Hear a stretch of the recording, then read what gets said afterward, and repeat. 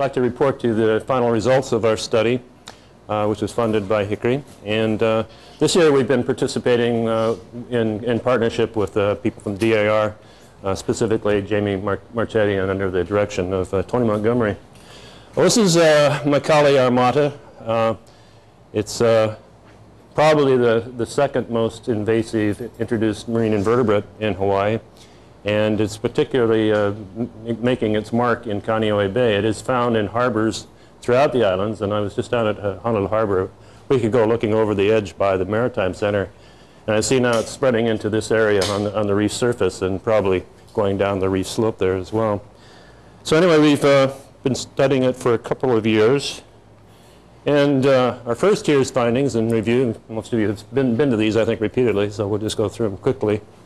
And we found in the first year that it does occur in Kane'ohe Bay, but it's in low to moderate abundance, principally in the vicinity of Kane'ohe Bay, maximum in the vicinity of Coconut, I'm sorry, in the South Bay, and maximum in the vicinity of Coconut Island.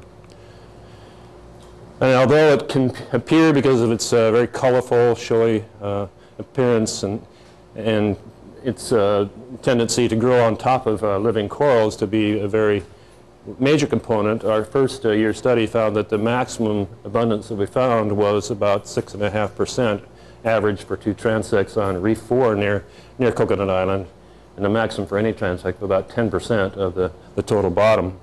And from that point, it decreased on all directions. And we measured quarterly growth on permanent quadrats that we established at the beginning of the study. And these showed a significant annual increase on both control and removal quadrats where we attempted to remove all the sponge that we could. And on these same quadrats, while the sponge was increasing, the total coral was generally decreasing. So we'll go more specifically on that. What we did in the second year was continue these measurements. We didn't do all 19 transects that we did the first year, but we did 11 of the most, what we felt to be the most interesting. And to see if there was we could measure a change from the first year's sampling.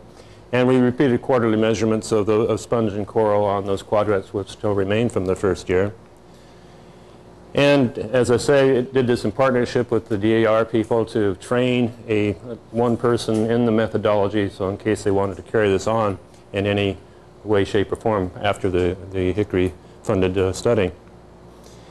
And finally, this kind of came in at the end, to investigate alternative methods of control and management of this thing, to see if it's at all possible.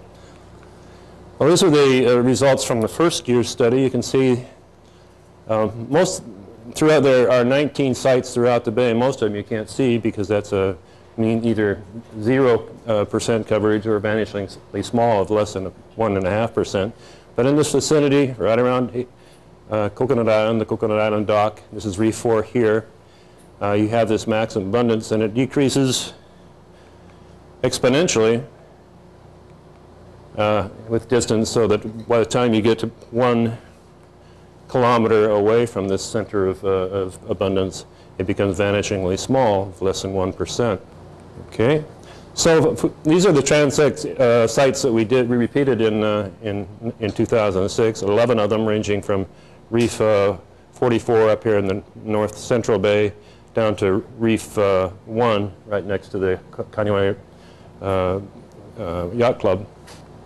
And this is what we found. I was surprised at this. All sites increased in abundance. This wasn't really apparent to me as we were doing the transect photo measurements, but you can see that all of them increased, and 7 of the 11 showed significant increases. These are transects consisting of 50 photoquadrats along a transect line whose site was established and attempted to replicate it in the second year. So how could this, what are the possibilities of this is a biased type of presentation here? Well, one problem is the first year's quadrats, which are in light orange, were analyzed by Holly Bollock, who was my assistant at that time, and the second years were by Jamie Marchetti. And there could be some degree of difference in their analysis here, because each time you do a photo quadrat in CPC, you cast a new set of 50 points. So although this should be the approximately the same over a large sample, this may be different. So as an attempt to test for this, this is 5 of the quadrats were also done during the second year by Holly Bullock. And you can see that there is no significant difference among 4 of the 5.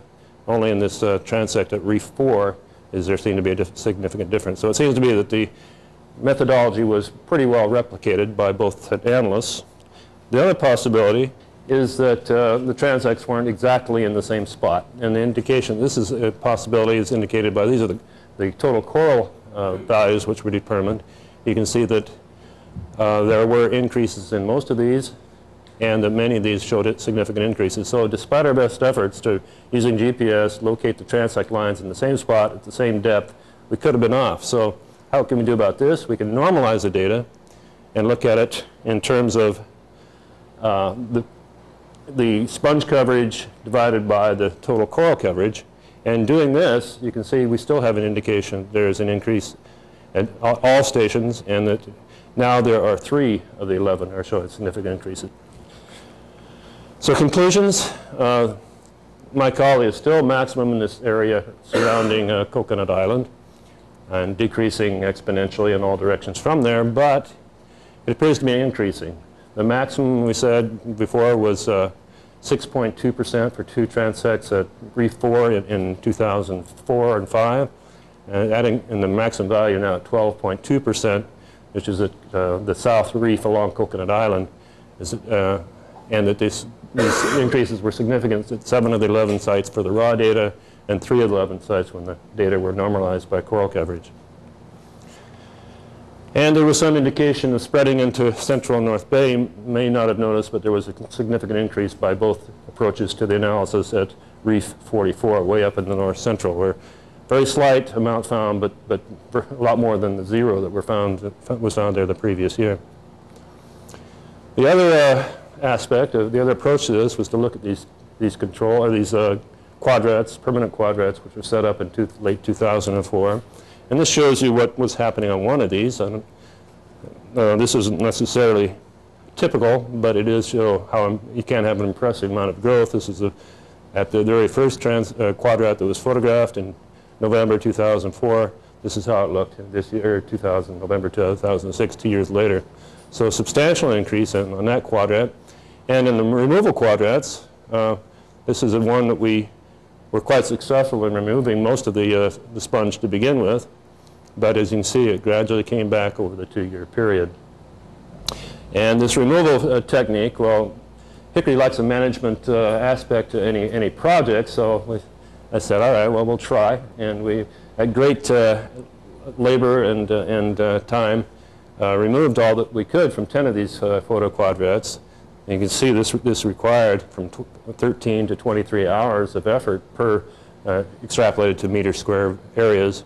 And also had its cost of collateral damage to the corals of damaging or breaking a large portion. And this decrease in coral coverage, as you'll see, continued after the initial removal of coral through time. This is what it looked like for the first year. We had 9 quadrats remaining at the end of the first year, and we had a mean increase in sponge coverage of 13% of the total quadrat area. And this happened on all of the quadrats that were analyzed for the 9 which remained. And they also decreased in coral, a mean of 16% of the available area, so highly significant increases in sponge and decreases in coral through this first year for the control quadrats. For those which were looking at this same thing in the same quadrats in the second year,